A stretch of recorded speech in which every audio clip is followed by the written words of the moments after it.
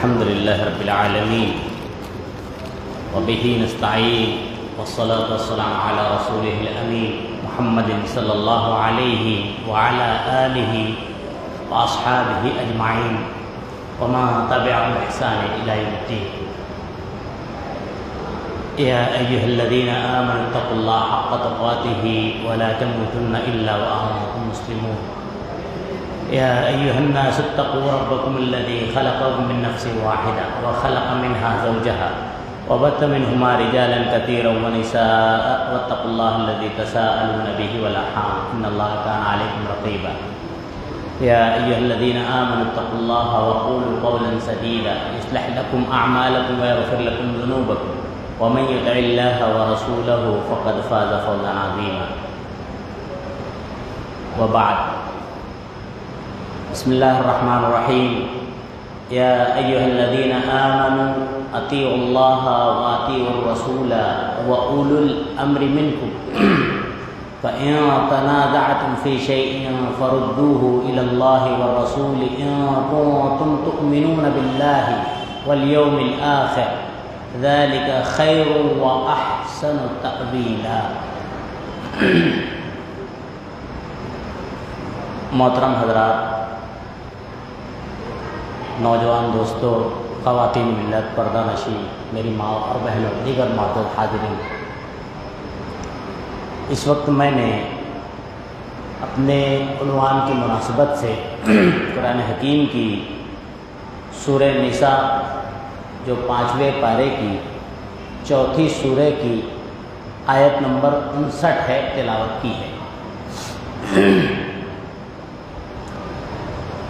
آج کا عنوان ہے سلیقہ اختلاف اور اسلاف کا منہج. حالات حاضرہ کے تناظر میں اگر ہم غور کریں تو یہ عنوان بہت ہی اہمیت کا حامل اور حساس ہے. اس لیے اس کو سننا، اس کو سمجھنا ہر مومن مرد ہو یا خاتون کی ذمہ داری ہے. اللہ کی حمد و ثنا، تعریف و توصیف، ہر قسم کی بڑائی بزرگی بیان کرنے کے بعد درود و سلام ہو ہمارے آپ کے آخری پیغمبر جناب احمد مجتبیٰ محمد مصطفیٰ صلی اللہ علیہ وسلم پر اور آپ کی آلات پر. اللہ کی حمد اور رسول اللہ صلی اللہ علیہ وسلم درود و سلام کے بعد ہم اور آپ ایمان والے ہیں، اور ایمان والے ہونے کے ناطے ہماری ذمہ داری بنتی ہے کہ ہم اللہ اور اللہ کے آخری پیغمبر جناب محمد رسول اللہ صلی اللہ علیہ وسلم کے اطاعت گزار اور فرمانبردار بندے بن کر زندگی گزاریں.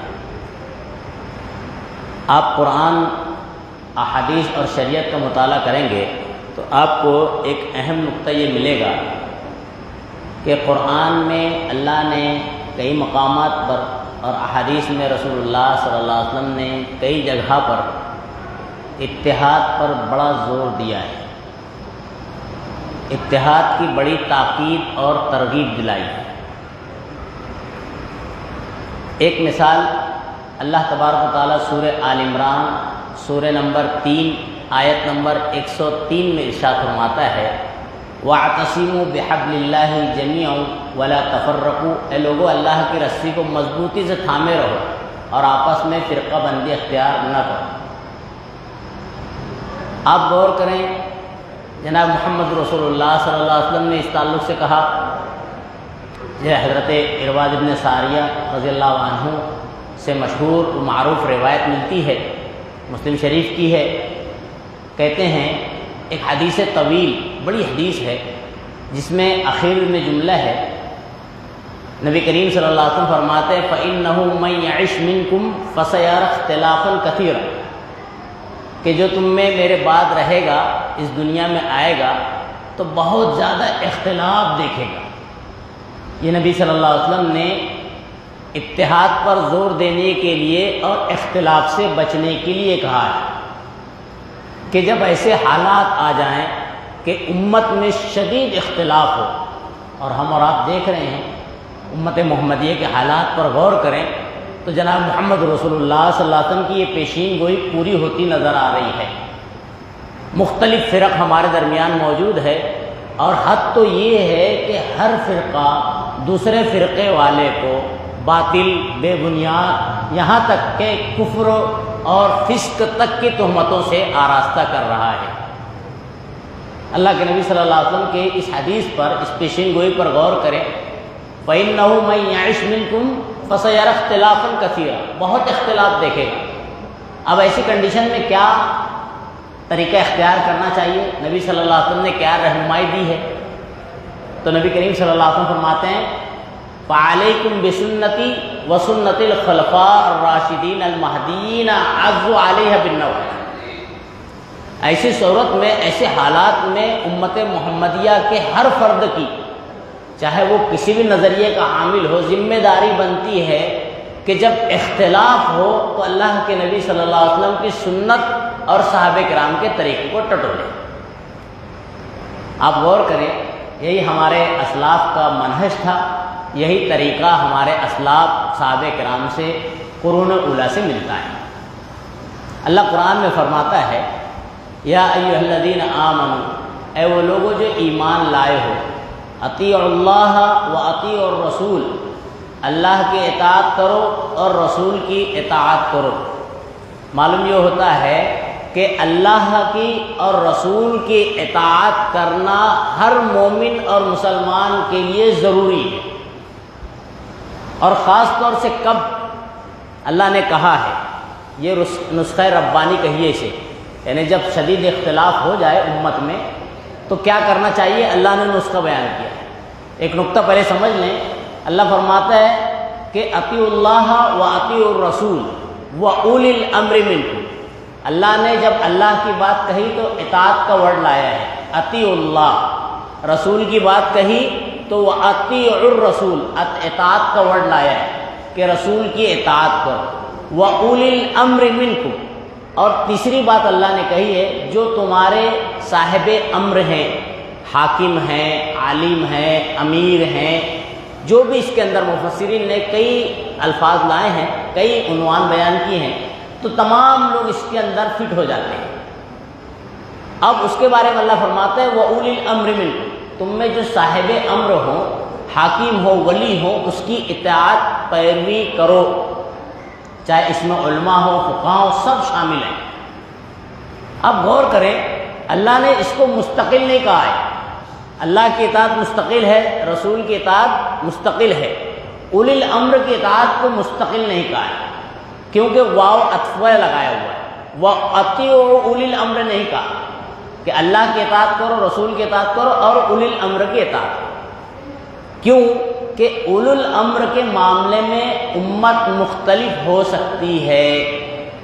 اب بولیے، کوئی بھی امت کا بندہ کسی بھی مسلک کا ہو، کوئی بھی مومن اور مسلمان اللہ کے بارے میں اختلاف کر سکتا ہے؟ نہیں۔ اللہ کی وحدانیت کا سب اعلان کرتے ہیں، اللہ رزاق ہے، اللہ خالق مالک ہے، سب مانتے ہیں۔ کوئی ایسا مسلمان ہے جو مسلمان ہونے کے بعد کہے کہ رسول آخر الزمان صلی اللہ علیہ وسلم رسول نہیں ہے، نعوذ باللہ، یا آخر الزمان نہیں ہے؟ مسلمان ہونے کے بعد نہیں کہہ سکتا ہے۔ رسول کی باتیں ماننا ضروری ہے، کوئی کہے گا کہ نہیں ضروری نہیں ہے، نہیں ہو سکتا ہے۔ یعنی مستقل اطاعت اللہ اور رسول کی ہے۔ رہ گئی بات اس کے علاوہ علماء، فقہاء یا دیگروں کی اطاعت، تو یہ اللہ نے کہا ہے یہ غیر مستقل ہے۔ کب تک کی ہے؟ جب تک کہ وہ اللہ اور رسول کے موافق اور مطابق ہوں۔ ایک نقطہ سمجھ لیں، امت اس کو سمجھ نہیں رہی ہے۔ آج ہمارے معاشرے کے اندر سب نے اپنی اپنی دکانیں کھولی رکھی ہوئی ہے، یہ فلاں مسلک کا، یہ فلاں مسلک کا، یہ فلاں ہے اور یہ فلاں ہے، اور یہ تو ہونا ہی تھا، کیونکہ نبی کریم صلی اللہ علیہ وسلم نے پیشین گوئی کی تھی نا کہ میری امت جو ہے، اس سے پہلے یہود و نصارہ 72 فرقوں میں بٹی، امت محمدیہ 73 فرقوں میں بٹے گی، یہ تو ہونا ہی تھا۔ اور اس کی ایک دلیل اور بھی ہے، ایک راوی بیان کرتے ہیں نبی کریم صلی اللہ علیہ وسلم مقام عالیہ سے آ رہے تھے، آتے آتے بنو امیہ کے ایک مسجد میں ٹھہر کر آپ نے 2 رکعت نماز ادا کی، اور 2 رکعت میں ہم بھی شامل ہو گئے، نفل نماز تھی، ہم بھی پڑھ لیے۔ آپ نے اس کے بعد طویل دعا کی، دعا کرنے کے بعد جب طویل دعا تھی آ کر ہمارے پاس آئے تو ہم نے پوچھا اللہ کے نبی صلی اللہ علیہ وسلم آپ نے بڑی طویل دعا کی، کیا دعا کیے؟ تو نبی کریم صلی اللہ علیہ وسلم نے کہا کہ میں نے اللہ سے 3 چیزیں مانگی، 2 چیز قبول ہو گئی، ایک دعا قبول نہیں ہوئی۔ مسلم شریف کے الفاظ بھی ہیں، ابو داؤد کے بھی ہیں۔ 2 چیزوں میں سے قبول ہونے والا یہ ہے کہ اللہ میری امت کو ایک ساتھ ہلاک مت کرنا، امت محمدیہ ایک ساتھ ہلاک نہیں ہوگی، یہ نبی صلی اللہ علیہ وسلم کی پیشین گوئی ہے، چاہے پوری دنیا لگ جاوے لیکن ایک ساتھ ہلاک نہیں کر سکتی ہے جب تک کہ قیامت نہ آ جائے۔ دوسری چیز اللہ کے نبی صلی اللہ علیہ وسلم نے دعا کی تھی کہ اللہ کے نبی، اے اللہ میری امت کو قحط سالی میں مبتلا مت کرنا، امت محمدیہ قحط سالی میں پوری طرح سے کہیں پہ مبتلا نہیں ہو سکتی، یہ جناب محمد رسول اللہ کی پیشین گوئی اور دعا تھی۔ تیسری دعا نبی صلی اللہ علیہ وسلم نے کی تھی کہ اللہ میری امت کے درمیان سے فرقہ بندی، گروپ بندی یہ سب دور کر دے۔ اللہ نے فَمَنَعَنِيهَا، روایت کے الفاظ ہے اللہ نے منع کر دیا، اے اللہ کے نبی یہ دعا قبول نہیں، یعنی اختلاف تو بہرحال ہونا ہے۔ اب اختلاف کے بعد منہج کیا ہونا چاہیے، طریقہ کار کیا ہونا چاہیے، اسوہ کیا ہے، نمونہ ہمارے لیے سلف کا کیا ہے، کیا طریقہ کار تھا، اس کی طرف اشارہ کرتا ہوں یہ تفصیل مختصر سی توضیح کے بعد۔ اللہ فرماتا ہے وَأُولِي الْأَمْرِ مِنْكُمْ، جو تم میں صاحب امر ہو، امام ہو یا اور فقہا ہو یا جو ہے حاکم ہو، سردار ہو، جو بھی ہو، امیر المومنین ہو، ان کی اطاعت کرو۔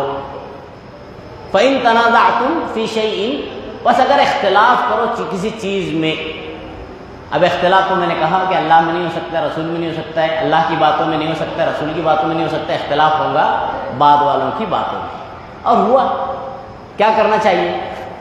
آج میں نے کہا نا ہمارے یہاں سب اپنی اپنی دکانیں کھولے ہیں، میں آپ کو بتاؤں یہ جو ائمہ ہیں کہ چار امام اور یہ امت نے بنائے ہیں، یہ امت نے نام دیے ہیں، امام ابو حنیفہ کے ماننے والے، امام شافعی کے ماننے، صرف 4 نہیں ہیں، ایسے ہزاروں ہیں، دین کے لیے بہت لوگوں نے قربانیاں دی ہیں، لیکن لوگوں نے محدود کر دیا کہ فلاں امام کے، فلاں امام کے، فلاں امام کے۔ آپ جانتے ہیں جناب محمد رسول اللہ صلی اللہ علیہ وسلم نے بھی ایک صحابی کو امام بنایا تھا، بہت مشہور واقعہ ہے۔ نبی کریم صلی اللہ علیہ وسلم نے ایک ٹکڑی بھیجی اور صحابی کو ان کا سردار بنایا، امام بنایا، اور ان کے جو ماتحت لوگ تھے، جتنے افراد تھے صحابہ کرام، ان سے کہا کہ ان کی اطاعت اور پیروی کرتے رہیں۔ نبی کا فرمان تھا، نبی نے امام بنایا تھا، آج لوگوں نے امام بنایا ہے، یہ امام نبی نے بنائے تھے۔ اب یہ چلتا ہے قافلہ، ایک جگہ ٹھہرتا ہے، آپس میں امام اور مامون یعنی جو اس کے ماتحت تھے ان کے درمیان تنازع ہو جاتا ہے کہ بھائی ایسا ہونا چاہیے، وہ کہتا نہیں ایسا ہونا چاہیے، بس غصے سے کہتے ہیں اللہ کے نبی نے مجھ کو تمہارا امیر بنایا ہے، تم میری مخالفت کرتے ہو، جاؤ لکڑیاں جمع کرو۔ لکڑیاں جمع ہو جاتی ہے، امیر کا حکم ہے اور جناب محمد رسول اللہ نے امام بنایا ہے، فوراً لکڑیاں جمع ہوتی ہے، لکڑیاں جمع ہونے کے بعد کہتے ہیں کہ اس میں آگ لگاؤ، آگ لگائی جاتی ہے، اس کے بعد کہتے ہیں کہ کود جاؤ، صحابہ کرام کھڑے ہو جاتے ہیں۔ اب تک کے تو یہاں حکم مانے کہ لکڑیاں جمع کرنا کر دی، آگ لگانا لگا دی، امیر کا حکم ہے، اب جب کودنا ہے تو ٹھہر جاتے ہیں، کہتے ہیں نہیں، کودنے سے پہلے جناب محمد رسول اللہ صلی اللہ علیہ وسلم سے مسئلے کا حل پوچھیں گے پھر کود جائیں گے، اگر آپ کہیں گے کود جاؤ ہم کود جائیں گے، لیکن پہلے مسئلے کا حل جناب محمد رسول اللہ صلی اللہ علیہ وسلم سے پوچھیں گے۔ چنانچہ جو ہے اب یہ معاملہ جناب محمد رسول اللہ صلی اللہ علیہ وسلم کے دربار میں آ گیا۔ نبی کریم صلی اللہ علیہ وسلم نے کہا ابھی تو تم آگ سے نکلے ہو اور پھر تم آگ میں جانا چاہتے ہو، ابھی آگ سے نکلے ہو پھر کیا تم آگ میں جانا چاہتے ہو؟ اس کے بعد ایک جملہ آپ نے کہا تھا بہت اہم ہے، ہر مسلک کے خاص طور سے علماء کو، مفتیان کو، مولوی کو ذہن نشین رکھنا چاہیے۔ نبی کریم صلی اللہ علیہ وسلم نے فرمایا لا طاعت لمخلوق فی معصیت الخالق، کسی مخلوق کی خالق کی نافرمانی میں اطاعت نہیں ہے، بہت اہم نکتہ ہے۔ کسی مخلوق کی، چاہے مخلوق میں وہ ایسا ہو کہ اس کو جناب محمد رسول اللہ نے اپنا امام بنا کیوں نہیں، وہ بھی بہرحال مخلوق ہے۔ اب اگر خالق اللہ کی، رسول کی نافرمانی کا معاملہ ہے تو اس میں اس کی اطاعت نہیں ہوگی۔ کتنا اہم معاملہ ہے، ایک نقطہ سمجھتے چلیں۔ ایک مرتبہ حضرت ابن عباس رضی اللہ عنہ بیٹھے ہوئے تھے، ان کے پاس ایک سائل آتا ہے اور آ کر پوچھتا ہے کہ اے عبداللہ ابن عباس مجھے بتاؤ اس تعلق سے شریعت کا کیا حکم ہے؟ تو چنانچہ حضرت ابن عباس نے رضی اللہ عنہما نے بیان کر دیا اب اس کے بعد وہ سائل ان سے ایک سوال کرتا ہے. سوال یہ ہوتا ہے کہ ماذا یقول ابو بکر و عمر و ماذا رأی ابو بکر و عمر فی هذه المسئلہ، اس مسئلے میں ابو بکر و عمر رضی اللہ عنہما کی کیا رائے ہے؟ تو حضرت ابن عباس رضی اللہ تعالیٰ فوراً غصہ ہو جاتے ہیں، خفا شدید ناراضگی کا اظہار کرتے ہوئے ایک جملہ کہتے ہیں، یوشک ان تنزل علیکم حجارۃ من السماء، ممکن ہے کہ اللہ تم پر آسمان سے پتھریلی بارش بھیج دے وے. اقول قال رسول اللہ، میں کہہ رہا ہوں کہ رسول اللہ نے فرمایا، اور تم پوچھتے ہو کہ ابو بکر عمر کی کیا رائے ہے. بات نقطے کی ہے. حضرت ابن عباس نے غصہ ہو کر کہا تھا کہ اللہ عذاب میں مبتلا کر دے گا. آج امت اللہ کے عذاب کا شکار ہو گئی ہے. کیوں؟ کیونکہ جہاں جہاں باتیں آتی ہیں وہاں پر یہ نہیں دیکھا جاتا کہ اللہ اور اس کے رسول نے کیا فرمایا. آج ایک نقطہ بتا دو، اس کے بعد تفصیل زیادہ. آج امت میں ہر مسلک سے یہ اعلان ہوتا ہے بھائی اتحاد ہونا چاہیے. اتحاد کیسے قائم ہو بھائی؟ کیا کوئی آدمی کہے کہ ٹوپیوں پہ اتحاد کیا جائے، ہماری ایسی ٹوپی سب ایسی ٹوپی پہنے، اس پہ اتحاد قائم کیا جائے؟ کیا کچھ کہیں کہ حکومتی سطح سے اتحاد قائم کیا جائے، پہلے حکومت بعد میں دین، ایسے اتحاد قائم ہو؟ کچھ کہیں کہ بھائی کچھ محنت کرنے والا سسٹم ہے اس کے اوپر اتحاد قائم ہو جائے. اتحاد قائم ہو سکتا ہے؟ کچھ ہے تو بے دینی کو اختیار کرتے ہوئے کہتے ہیں اتحاد قائم کرنا چاہیے. ہو سکتا ہے؟ ناممکن ہے. ایسے اتحاد نہیں ہو سکتا ہے. اتحاد کیسے ہو سکتا ہے؟ یہ نسخانی، یہ اللہ کا ربانی نسخہ ہے. یہ ربانی نسخہ ہے. اتحاد کیسے ہو سکتا ہے امت میں؟ کوئی بھی اگر اپنے ممبر سے مسلک کے کسی بھی مرکز سے اعلان کرتا ہے، اتحاد کی بات کرتا ہے، تو اس کو سب سے پہلے اللہ کا یہ فرمان یاد کرنا چاہیے. اللہ نے یہ نسخہ بیان کیا، اس نسخے پر عمل پیرا ہونا چاہیے. یہی ہمارے اسلاف کا، صحابہ کا منہج اور طریقہ ہے. کئی مثالیں ہیں. اللہ فرماتا ہے کہ اللہ کی اطاعت کرو، رسول کی اطاعت کرو، اولو الامر کی اطاعت کرو. اگر اولو الامر کے معاملے میں تنازع کا شکار ہو جاؤ، کہیں اولو الامر کا معاملہ ہے، اختلاف کا آ گیا، امیر کا معاملہ ہے، وہ امام کا معاملہ ہے، فقیہ کا معاملہ ہے، چاہے وہ امام ابو حنیفہ ہو، امام شافعی ہو، امام مالک ہو، یا اس سے نیچے آج امیر کا معاملہ، اگر اختلاف کا معاملہ ہے، فردوہ الی اللہ والرسول، تو ایسے معاملے کو اللہ اور اس کے رسول کی طرف لوٹاؤ. اللہ اور اس کے رسول کے فیصلے کو تلاش کرو. کیوں؟ ان کنتم تؤمنون باللہ والیوم الآخر، اگر بندہ مومن، اگر اللہ والے مسلمان کسی بھی مسلک کے ہوں، اس آیت پر غور کر لیں تو اختلافات ختم ہو جائیں گے، اتحاد قائم ہو جائیں گے. اللہ کہتا ہے ان کنتم تؤمنون باللہ، اگر تم اللہ پر اور آخرت پر ایمان رکھتے ہو تو اپنے اختلاف کو اللہ اور اس کے رسول کی طرف لوٹاؤ. اور اگر تم آخرت اور اللہ پر ایمان نہیں رکھتے ہو تو اپنے اختلاف کو اپنے سے حل کرو، مولوی سے حل کرا لو، امام سے حل کرا لو. معلوم ہوا؟ بات سمجھ میں آ رہی ہے کہ اگر جو اپنے اختلافی مسلک کو اپنے امام مولوی سے حل کروا رہا ہے، اللہ اور اس کے رسول کو چھوڑ کر، سمجھ لینا چاہیے اس کا ایمان آخرت پر نہیں ہے، اس کا ایمان اللہ پر نہیں ہے. یہ اللہ قرآن میں کہہ رہا ہے ان کنتم تؤمنون باللہ، اگر تم اللہ پر اور آخرت پر ایمان رکھتے ہو تو اپنے اختلافات کو رسول اللہ اور اللہ کی طرف پلٹاؤ. یہی بات تو جناب محمد رسول اللہ صلی اللہ علیہ وسلم نے بیان فرمائی تھی. اور پھر بولنے میں ہر مسلک والے کہتے ہیں لیکن عملاً نہیں ہے. ہمارے اسلاف میں عملاً پایا جاتا تھا. کئی مثالیں ہیں. ایک مرتبہ حضرت عمر فاروق رضی اللہ تعالیٰ عنہ راستے میں سفر کر رہے تھے، شام کا سفر تھا. حضرت عبیدہ بن جراح آگے جو ہے ذمہ دار تھے، گورنر تھے شام کے، وہ آگے بڑھ کر ملنے کے لیے آتے ہیں اور آنے کے بعد خبر دیتے ہیں کہ عمر فاروق امیر المومنین آپ جو سفر پہ نکلے ہیں، سنیں شام کے معاملے میں ابھی آپ کو بتا دوں کہ وہاں پہ ایک وبا پھیلی ہوئی ہے، طاعون پھیلا ہوا ہے. حضرت عمر بن خطاب رضی اللہ عنہ مومنین، اس وقت روایت میں ملتا ہے کہ جو مہاجرین تھے پہلے وہ گروہ کو بلایا، انصار کے گروہ کو بلایا، اس کے بعد جو بڑے بزرگ تھے ان کو بلایا، سب سے مشورہ کیا اور سب کی رائے حضرت عمر کی رائے کے خلاف، کیونکہ حضرت عمر کو حضرت عبداللہ بن عبید اللہ بن جراح نے کہہ دیا تھا کہ عمر تم اگر واپس ہوگے تو کیا اللہ پر بھروسہ نہیں ہے؟ تو حضرت عمر نے حضرت عبید بن جراح کو کہا تھا اس وقت اگر عبید اللہ بن جراح تمہارے بغیر کوئی اور دوسرا یہ کہتا تو اس کو مارتا تھا. تم نے بہت مجھ کو ناراض کیا جملہ کہہ کے. مجھے اللہ پر یقین نہیں ہے، یوں کہ میں تو خود کہتا ہوں کہ تقدیر میں لکھا ہوگا موت تو جاتا ہوں. تقدیر میں موت نہیں ہے تو کوئی مسئلہ نہیں، وہاں جا کر بھی موت نہیں آنی. اور اگر تقدیر میں یہی موت ہے تو یہی موت آ جائے. من قدرت اللہ الی قدرت اللہ، اللہ کی تقدیر سے اللہ کی تقدیر. یہ اختلاف ہوا، روایت میں آتا ہے کافی تنازع ہو گیا آپس میں، 2-3 گروہ ہو گئے، لڑنے کی کنڈیشن آ گئی. اتنے میں حضرت عبد الرحمن ابن عوف رضی اللہ عنہ صحابی رسول ہیں، باہر گئے ہوئے تھے کسی کام سے، اتفاقاً آنا ہو جاتا ہے.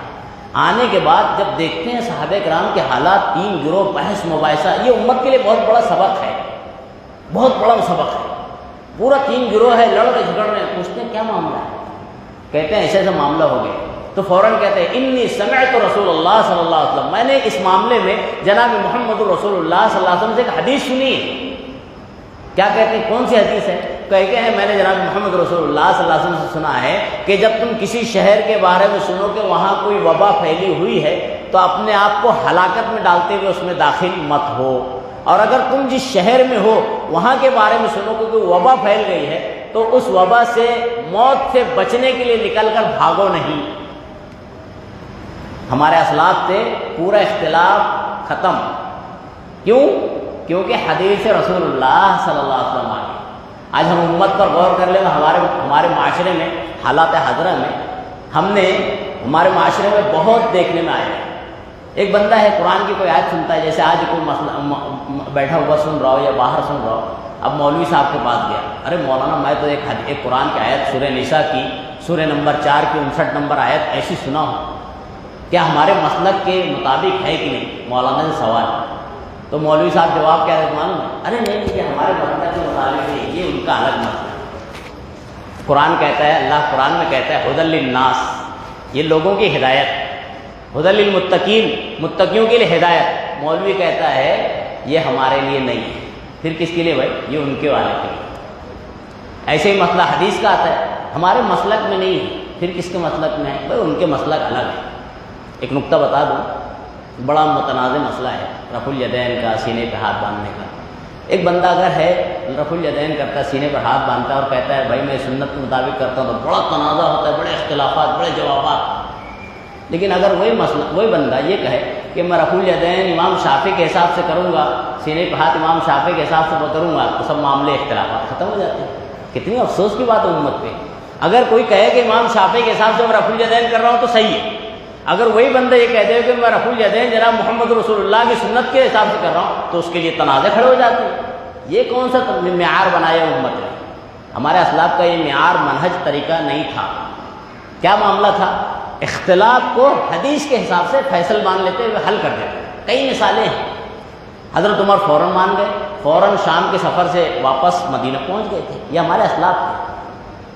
اور یہی نہیں، کئی مثالیں اسلام میں. نبی کریم صلی اللہ علیہ وسلم کا جب انتقال ہوا، پہلا اختلاف ہوا تھا اسلام میں، پہلا اختلاف بڑا جو کئی شکلیں اختیار کر رہا تھا. کیا اختلاف ہوا تھا؟ اختلاف یہ ہوا تھا کہ حضرت عمر فاروق رضی اللہ تعالیٰ اور ان کے ساتھی لوگ کہہ رہے تھے کہ بھائی مجھے میں نہیں مانتا کہ محمد رسول اللہ کا انتقال ہوا ہے. پہلا اختلاف. حضرت ابوبکر صدیق رضی اللہ عنہ جب یہ معاملہ معلوم ہوا کہ عمر بن خطاب تلوار نکال کے کہہ رہے ہیں جو کہے گا کہ انتقال ہو اس کو ختم کر دوں گا، غصہ ہو گیا. ارے یہ کیا طریقہ کار ہے؟ تو وہاں پر حضرت عمر چونکہ شدید ایک تو جو ہے غیور تھے اور بہت جو ہے یعنی جلالی تھے، حضرت ابوبکر نے احتیاط کیا کہ حضرت عمر کے سامنے آ کے کھڑے نہ ہو جائیں، نہیں تو معاملہ تگڑا ہو جائے گا. دیکھیے یہ حکمت ہے. حضرت ابوبکر صدیق جاتے ہیں مسجد میں اور کھڑے ہونے کے بعد خطبہ دیتے ہیں. حمد و ثنا کے بعد خطبہ دینے کے بعد آیت کریمہ پڑھتے ہیں. سورہ نساء کی ہے غالباً، ابھی ذہن میں نکل رہا ہے کہ وما محمد الا رسول قد خلت من قبلہ الرسل افإن مات او قتل انقلبتم علی اعقابکم، کہ محمد ایک رسول ہیں، جیسے کہ اس سے پہلے رسول گزرے ہیں ایسے یہ بھی ایک رسول ہے، گزر گئے. کیا گزر گئے، قتل ہو جائے یا شہید ہو جائے، انتقال ہو جائے تو تم لوگ اپنے پیروں پر پلٹ جاؤ گے؟ یہ سننا تھا. اور ایک جملہ کہا پھر اس کے بعد، اے لوگوں جو آج تک محمد رسول اللہ کی عبادت کرتا، سن لو محمد کا انتقال قد مات، انتقال ہو گیا. اور جو اللہ کی بندگی کرتا تو سنے اللہ حی ہے، قیوم ہے، زندہ ہے، زندہ رہنے والا. حضرت عمر فاروق جب یہ سنتے ہیں نا آیت اور یہ کلمہ حضرت ابوبکر کی زبان سے، تو اپنی تلوار میان میں ڈال کے کہتے ہیں، اور کہتے ہیں جبکہ حافظ قرآن تھے، کہتے ہیں مجھے ایسا محسوس ہوتا ہے یہ آیت آج ہی نازل ہوئی. اختلاف ختم. یہ ہمارے اسلاف کا طریقہ کار تھا. امت کو غور کرنا چاہیے. اختلاف ہونا ضروری ہے، ہونا ہی ہے، لیکن اختلاف کا حل اور منہج کیا ہونا چاہیے؟ شریعت، اللہ اور رسول کی بات ہونا چاہیے. یہی ہمارے اسلاف سے ملتا ہے. کئی مثالیں. نبی صلی اللہ علیہ وسلم کا معاملہ ہے انتقال کے بعد. ابھی ایک نقطہ بتا دوں آپ کو، کچھ لوگوں کے کان کھڑے ہو جاتے ہیں جب انتقال کی بات نبی سے متعلق کہی جائے. نہیں بھائی، انتقال ہی ہوگا. کیوں؟ ایک نقطہ بتا دوں. انتقال کا معنی ہوتا ہے منتقل ہونا، یہاں سے وہاں، عالم برزخ میں جانا. عالم تین ہے: عالم دنیا، عالم سما اور عالم برزخ. تو عالم دنیا جس میں ہم ہیں، یہاں سے جو انسان جاتا ہے اس کا انتقال ہوتا ہے، وہ عالم برزخ میں منتقل ہو جاتا ہے، پلٹ جاتا ہے، چلا جاتا ہے. اور پھر اس میں عالم سما ہے، وہ جانتے ہی. تو یہ تین کنڈیشن میں منتقل ہونا ہے. پہلے عالم دنیا سے عالم سما کی طرف منتقل ہونا. تو یہ انتقال ہے. نبی صلی اللہ علیہ وسلم کے لیے لفظ وصال یا جو ہے آپ جو پردہ کر گئے، یہ دونوں جملے شریعت کے حساب سے موافق نہیں. کیوں معلوم؟ آپ غور کریں، شریعت کا عربی تھوڑا سا پڑھیں. وصل یصل کا معنی ہوتا ہے جڑنا. وصل یصل معنی ہوتا ہے جڑنا. کوئی چیز، کسی چیز میں ٹکڑا نکل جائے اور جا کے بعد میں اس میں جڑ جائے تو اس کو کہتے ہیں وصال. وصل یعنی اشارہ ہے کہ نبی نعوذ باللہ من ذالک اللہ کی ذات کا ایک حصہ تھے، ٹکڑا آئے تھے دنیا میں، بعد میں ٹوٹ کے واپس جڑ گئے. وصال صحیح نہیں ہے. جو پردہ کرنا، پردہ کون کر رہا ہے بھائی؟ پردہ کسے کہتے ہیں؟ اگر پردہ ہی کرنا ہوتا تو جناب محمد رسول اللہ حضرت حسین رضی اللہ عنہ کو جو ہے کربلا میں نہیں جان دیتے تھے. صحیح ہے نا؟ آ کے روک دیتے، پردے میں تھے نا کہ حسین تم مت جاؤ. آج ہمارے معاشرے میں آتے ہیں نعوذ باللہ، چند دیکھ لیجیے، چند دن محنت کیے تو نبی صلی اللہ علیہ وسلم آ گئے. یہ اس کو وصیت کر رہے ہیں. کچھ پروگرام ہو رہے ہیں، چاہے وہ دنیاوی سطح سے کیوں نہ ہو، مقصد جو ہے زمین بیچنا ہی کیوں نہ ہو، وہ ایسے سے بہترین پروگرام ہو، اس میں جناب محمد رسول اللہ آ رہے ہیں صلی اللہ علیہ وسلم. یہ کیا طریقہ کار ہے؟ ایسے یہی پردے کا معاملہ رہتا ہے. تو نبی صلی اللہ علیہ وسلم کی وفات ہوئی. قرآن کہتا ہے افإن مات أو قتل انقلبتم على أعقابكم. حضرت ابوبکر صدیق نے کہا کہ سن لو، جو محمد رسول اللہ کی عبادت کرتا تھا سن لے، محمد صلی اللہ علیہ وسلم کا انتقال ہو گیا. قد مات، وفات پا گئے، اب مسئلہ ہی خلاص. اور جو اللہ کی عبادت کرتا سنے اللہ حی قیوم. اختلاف ختم. اور دیکھیے اختلاف ہوا تھا امام کون بنے. اختلاف نبی صلی اللہ علیہ وسلم کا نعش مبارک ابھی اوپر ہی ہے. روایت میں آتا ہے 1 سے 2 دن، اور ایک روایت میں 3 دن کا بھی ورڈ ہے، تیسرا دن لگ گیا تھا. نبی صلی اللہ علیہ وسلم کے نعش مبارک اوپر ہی تھی، ابھی تدفین نہیں ہوئی تھی. کئی اختلافات جنم لے لیے نا. ایک اختلاف ہے بھائی امیر کون بنے، امیر کون بنے. بعض لوگ کہنے ہیں مہاجرین میں بنے، بعض لوگ کہنے انصار کی بڑی قربانی اس میں بنے، پھر یہ بنے وہ بنے، بدری صحابی بنے. اختلاف بہت ہو گیا. ایک صحابی آئے، کہتے ہیں نبی کریم صلی اللہ علیہ وسلم سے میں نے ایک فرمان سنا ہے. کیا سنا ہے؟ الائمۃ من قریش، امام قریشیوں میں سے ہوگا. اشارہ حضرت ابوبکر صدیق کی طرف تھا. اختلاف ختم ہو گیا. اختلاف پھر ہوا کہ نبی صلی اللہ علیہ وسلم کی نماز جنازہ کیسی پڑھی جائے، کون پڑھے؟ یہ تو امام ہیں، یہ تو بڑے تھے، ان کے لیے دعائے مغفرت کیسے؟ پھر اختلاف. پھر سب نے اپنی اپنی نماز جنازہ الگ سے پڑھی، جماعت نہیں ہوئی. کون کھڑا رہے گا؟ نبی کے پیچھے کون امامت کرے؟ اختلاف. اپنی اپنی جماعتیں ہوئی. پھر ایک اختلاف، نبی صلی اللہ علیہ وسلم کو کہاں تدفین کی جائے، اس میں اختلاف. کہنے لگے مکہ جائے، آپ کو بڑا محبوب پسند شہر تھا. یہ باتیں، کئی باتیں ہیں.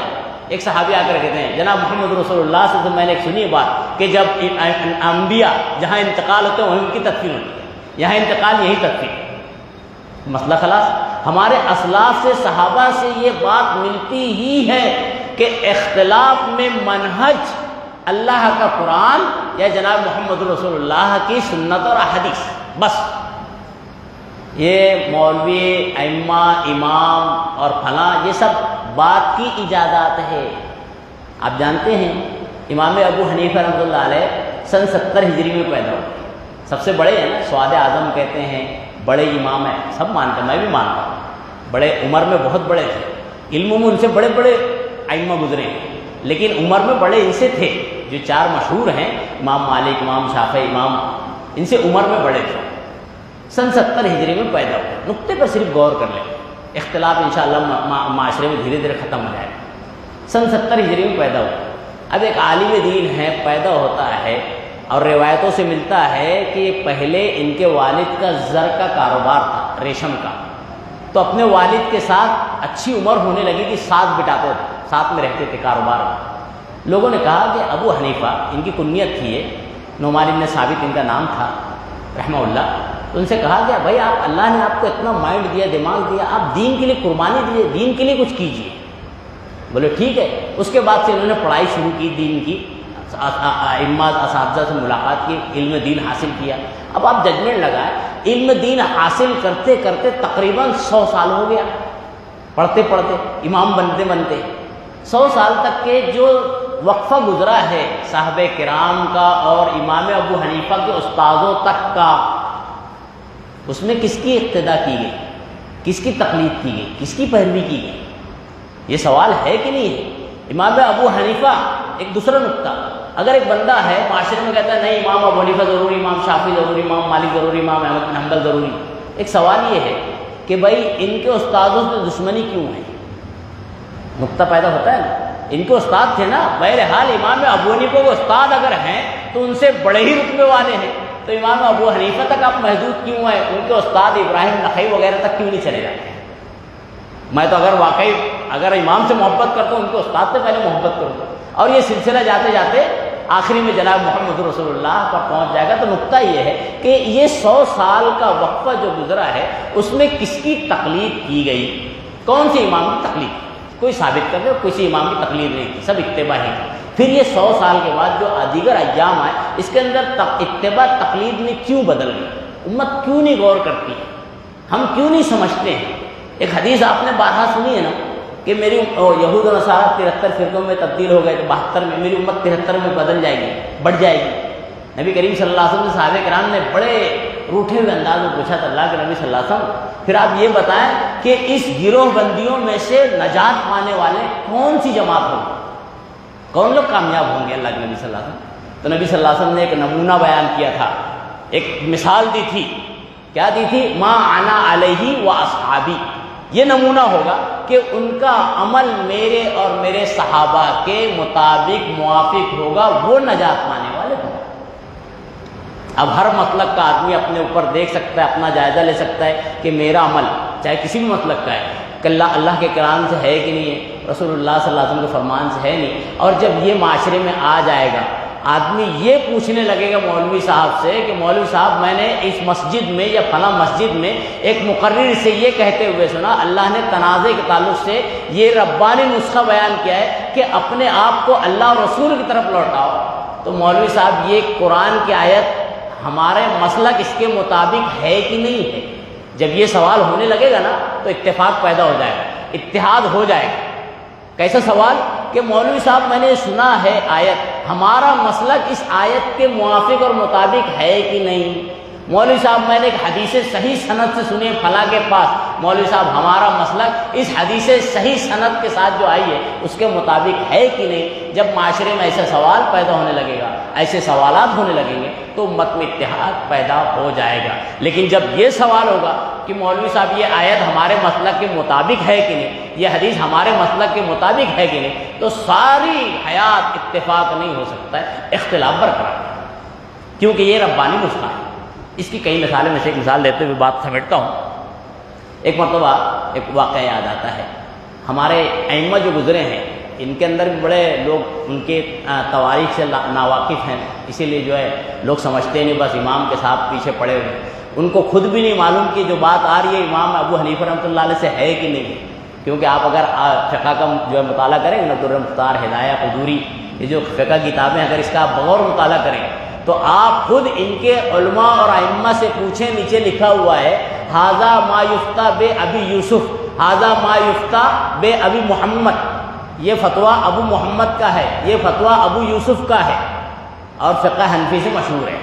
پھر بھائی آپ نے جب فقہ حنفی کہا ہے تو آپ فقہ حنفی سے پورا امام ابو حنیفہ ثابت کر دو۔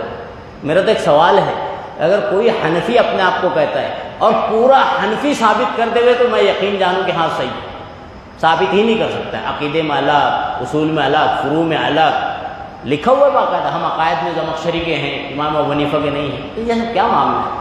فتوے دیکھا جائے تو اس میں زیادہ تر امام یوسف، امام محمد کے ہیں، تو پھر امام ابو حنیفہ سے کیا ہے؟ معاملہ یہاں پہ توہین کا نہیں ہے، یہاں پر جب ایک بندہ کہتا ہے کہ میں امام کا ہی ہوں تو اس کا ہی بن جانا، تو اس کا کہتے ہوئے پھر اس کا کیسے بنے گا؟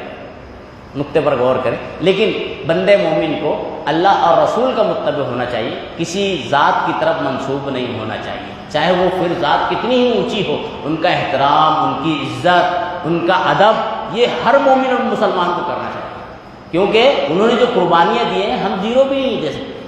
ہمارے اسلاف نے چاہے امام ابو حنیفہ، امام شافعی، امام مالک، امام احمد بن حنبل، امام ثوری ہوں یا معین ہوں یا جو بھی امام ہوں، جو قربانیاں دیں ان کے مطابق ہم جو ہے زیرو میں، ان کا بڑا احترام ادب کرنا چاہیے۔ انہوں نے کوئی غلط بیانی نہیں کیے، لوگوں نے ان کی طرف نسبتیں کر دی ہیں۔ اسی لیے آپ دیکھ لیجئے موطا امام مالک ہے، امام شافعی کی کتاب ہے، کتاب الام نامی ایک کتاب ہے، کتاب الام، امام شافعی رحمۃ اللہ علیہ۔ مسند احمد آپ نے سنا ہوگا، مسند احمد صحیح ہے، یعنی امام شافعی کی کتاب آپ نے سن لی، موطا امام مالک آپ نے سن لی، مسند امام احمد بن حنبل آپ نے سن لی۔ کبھی آپ نے امام ابو حنیفہ کی کتاب کا نام سنا ہے؟ مسند امام ابو حنیفہ نہیں ملے گی، کیونکہ انہوں نے خود اتنے متقی اور پرہیزگار تھے، اللہ والے تھے، کہ انہوں نے جج کا، جو قاضی ہوتا ہے نا، قاضی کا وہ عہدہ بھی قبول نہیں کیا تھا، سزا اختیار کر لی کہ مجھے سزا منظور ہے، میں قاضی نہیں بن سکتا۔ روایت تاریخ ہے، لوگوں نے ان کی طرف جھوٹے اتہامات اور الزامات لگا دیے اور کہہ دیے امام ابو حنیفہ نہیں، اللہ والے تھے۔ اس کی مثال میں دیتا ہوں، ہمارے اسلاف میں اماموں میں کتنا اللہ کا ڈر تھا۔ ایک مرتبہ امام شافعی رحمۃ اللہ، بس وقت اگر زیادہ ہو اشارہ کر دیجئے، میں انشاءاللہ سمیٹ لوں گا۔ امام شافعی رحمۃ اللہ علیہ جب 15 سال کی تقریباً عمر تھی، اس دوران امام مالک رحمۃ اللہ علیہ کے پاس پڑھتے تھے امام شافعی۔ یہ حقیقی واقعہ ہے، بناوٹی نہیں۔ ہمارے معاشرے میں بناوٹی بھی ہے، سعاد اعظم کی تعریف بتانے کے لوگوں نے بناوٹی واقعات بھی بیان کیے ہیں۔ جانتے ہیں آپ، چند سالوں کی پہلے کی بات ہے، تقریباً 10 سال، ایک مولوی صاحب نے جمعہ کے خطبے میں بیان دیا، یہ بناوٹی واقعہ، اس سے میں ہٹ کے بتا رہا ہوں، ذہن میں اگر نکل گیا تو مجھ کو واقعہ یاد دلائیے گا امام مالک اور شافعی کا۔ تو واقعہ یہ بناوٹی ہے کہ امام ابو حنیفہ رحمۃ اللہ علیہ نے دعوت دی، تو دعوت میں تمام ائمہ، امام شافعی، امام مالک سب آئے۔ امام شافعی رحمۃ اللہ علیہ ایک ہاتھ میں یا دونوں ہاتھ سے کھا رہے تھے۔ یہ خطبہ جمعہ میں ممبر نبوی کا استعمال کرتے ہوئے مولوی نے، اللہ کا ڈر نہیں اس کے اندر، اتنی بے دھڑک اور دروغ گوئی، جھوٹ ممبر نبوی سے، نعوذ باللہ من ذالک، اتنی جھوٹی محبت۔ آپ کس کو، اللہ کو راضی کر رہے ہو، رسول کو راضی کر رہے ہو کہ لوگوں کو راضی، اماموں کو راضی کر رہے ہو؟ بولے امام صاحب جو ہے، امام شافعی دونوں ہاتھ سے کھانا کھا رہے تھے۔ لوگوں نے ان سے پوچھا، پہلے تو کوئی امام شافعی رحمۃ اللہ جیسا اتنا بڑا عالم، اللہ والا، کوئی شریعت کے خلاف دوسرے ہاتھ سے کھانا کھائے گا؟ لیفٹ ہینڈ سے کھا سکتا ہے، لیکن لوگوں نے بیان کیا واقعات، دونوں ہاتھ سے کھا رہے۔ کسی نے پوچھا ان سے کہ بھائی کیا معاملہ ہے؟ بولے یہاں پہ رحمت بڑھ رہی، میں سوچ رہا ہوں دونوں ہاتھ سے لپیٹ۔ یہ واقعہ بے بنیاد۔ اب لوگوں نے سنا، ایک بندہ تھا تھوڑا سا، جس کو کہتے ہیں نا یہ گمراہ ہو گئے، ایسا تو بیٹھا ہوا تھا وہاں پہ۔ اب آنے کے بعد مجھ سے پوچھا، آ کر، نوجوان تھا، میں پڑھ کر گیا تھا، مجھ سے ارے مولانا آج میں جو ہے ایک مسئلہ سن کر آیا خطبے میں۔ بولا کیا؟ بولے یار امام ابو حنیفہ رحمۃ اللہ کا دعوت ہوئی، ایسا ایسا معاملہ ہوا، امام شافعی آئے۔ مولا کون مولوی صاحب بیان کر رہے؟ بولے فلاں مولوی صاحب۔ مولا مولوی صاحب سے صرف جا کے پوچھ لینا امام شافعی رحمۃ اللہ علیہ کب پیدا ہوئے اور آپ کا انتقال کب ہوا، اور امام ابو حنیفہ رحمۃ اللہ علیہ کب پیدا ہوئے اور امام ابو حنیفہ رحمۃ اللہ کا انتقال کب ہوا، یہ جا کے پوچھ لیں۔ اور انہوں نے جواب دیتے دیتے 15 دن ہو گیا، جواب آیا تو اب میں ان سے کہا کہ بھائی آپ اس کو جا کے مولوی صاحب کو بتا دو نا، سن 70 ہجری میں پیدا ہوئے اور 150 میں امام ابو حنیفہ رحمۃ اللہ علیہ کا انتقال ہو گیا، اور امام شافعی رحمۃ اللہ 150 میں پیدا ہوئے اور 205 میں انتقال ہوا، 205 میں انتقال ہوا۔ جب امام شافعی پیدا ہی 150 میں ہو رہے ہیں تو امام ابو حنیفہ کی دعوت میں کب آئیں گے؟ بات سمجھ رہے؟ مولوی صاحب نے جو ہے پھر دوسرے ہفتے میں جب پکڑا ایک بندے نے، تو مولوی صاحب نے ہول کھول کیا، نہیں بولے آپ کو تو بولنا ہی پڑے گا، میں خطبے کے دوران کھڑا ہو کے بولوں گا، تو پھر جھوٹی سی بات، تھوڑی سی بات، ایسا ہے میری تحقیق غلط تھی، بس وضاحت نہیں کی مولوی صاحب۔ ہمارے یہاں مثال ہے نا، مالکوں کی مثال دے دیتا، اختصار سے۔ ایک مولوی صاحب کو اللہ نے ہدایت دے دی، نام لے لوں گا میں، اب بڑے مولوی صاحب ہدایت دے دی، انہوں نے ایک موقع پہ کہہ دیا کہ بھائی ایصال ثواب صحیح نہیں، میری تحقیق اب خطبہ دے دیا، جمعہ کے خطبے میں بول دیا مولوی صاحب نے، اب باہر نکلنے میں چیمی گوئیاں ہونے لگی، ارے مولوی صاحب آپ نے کیسے کہہ دیا ایصال ثواب، دکانوں کا معاملہ ہو جائے گا، یہ ہے وہ ہے، گھر بناتے ہیں نا۔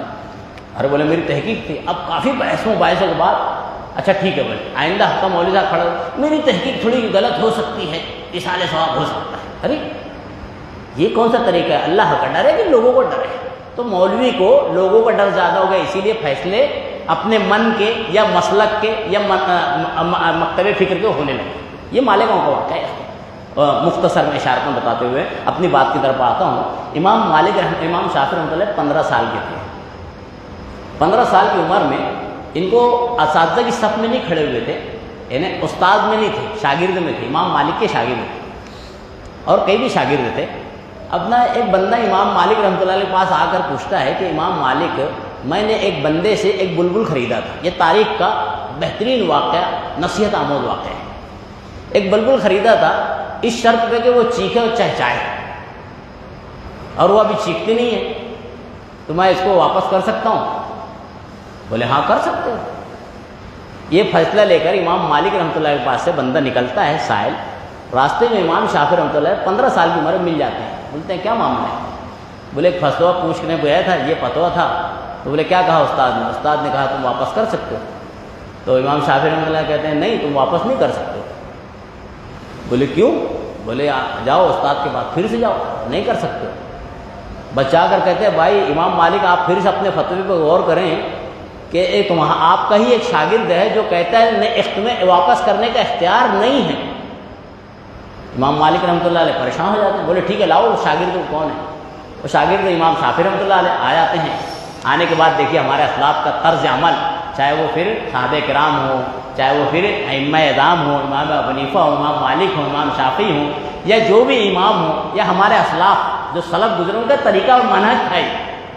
آنے کے بعد کہتے ہیں کہ با ادب و احترام استاد ہیں، کہتے ہیں کہ استاد محترم میں نے آپ سے بسند صحیح ایک سندن صحیح متن سنا ہے، وہ یہ ہے کہ آپ نے کہا تھا ایک مرتبہ جناب محمد رسول اللہ صلی اللہ علیہ وسلم نے فاطمہ قرشیہ نامی ایک خاتون کو مشورتاً کہا تھا کہ ابو جہم اپنا ڈنڈا اپنے شانے سے نہیں اتارتے اور معاویہ غریب ہیں، تم اسامہ سے شادی کرو۔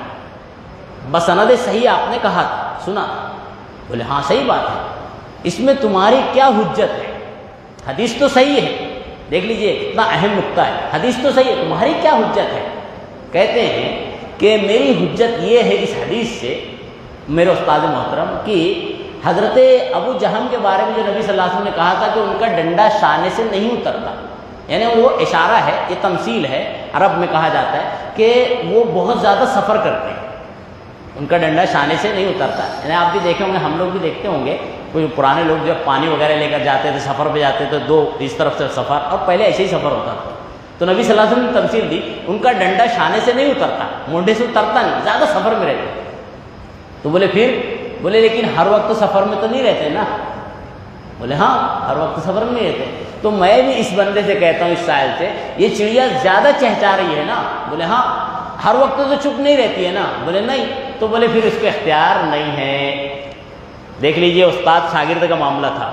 اب یہاں پر ہمارے یہاں مولوی صاحب کو اگر کچھ بول دے تو مولوی صاحب کی شان بان آن، ارے کیسے ایسا؟ یہ استاد ہیں اور یہ شاگرد ہیں، کچھ نہیں کہتے، کہتے ہیں امام اے شاگرد شافعی اب تم واقعی جانکار ہو گئے ہو۔ ایک دوسرے صاحب بیٹھے تھے، ان سے کہتے ہیں، ان کا نام ذہن سے نکلتا ہے، اے شافعی اب تم فتویٰ دینے کے لائق ہو گئے ہو رحمہ اللہ۔ نقطے پر غور کریں کہ جب منہج ہمارے اسلاف میں تھا، جب بات اللہ یا رسول اللہ صلی اللہ علیہ وسلم کی آئے، بس آمنا صدقنا، یہی منہج، یہی اختلافی طریقہ کار ہمارے اسلاف کا تھا، یہی امت کا بھی ہونا چاہیے، اسی میں نجات ہے۔ اور اگر بندہ یہ طریقہ کار اختیار کرے گا تو سمجھ لو اللہ پر اور آخرت پر ایمان رکھنے والا ہے۔ اور اگر اس کا طریقہ کسی بھی بندے کا، چاہے میرا ہو یا کسی اور کا ہو، کسی بھی مسلک والے کا طریقہ کار اگر ایسا نہ ہو، یعنی اختلافی معاملے میں اپنے آپ کو اللہ یا رسول کی طرف نہ لوٹاتے ہوئے اس کی طرف لوٹاتا ہے، تو سمجھ لینا چاہیے وہ نہ حقیقی معنوں پر اللہ پر یقین رکھتا ہے اور نہ آخرت پر یقین رکھتا ہے۔ باتیں طویل ہے، باقی رہ جاتی ہیں، کچھ باقی جو ضروری چیزیں ہیں انشاءاللہ پھر موقع سے رکھی جائے گی۔ اللہ رب العالمین سے دعا کرتے ہیں اللہ رب العالمین ہمیں اللہ کا اطاعت گزار اور فرما بردار بنا دے، اور جناب محمد رسول اللہ صلی اللہ علیہ وسلم کا اطاعت گزار اور فرما بردار بنا دے، اور خصوصاً جب تنازعات کا معاملہ ہو، اختلاف کا معاملہ ہو، تو ہمیں اللہ اور اس کے رسول کی اطاعت اور فرما برداری کی اور ہمارے اسلاف صاحب کرام کے طور طریقے کو اختیار کرنے کی توفیق عطا فرما دے۔ آمین۔ والسلام علیکم ورحمۃ اللہ وبرکاتہ۔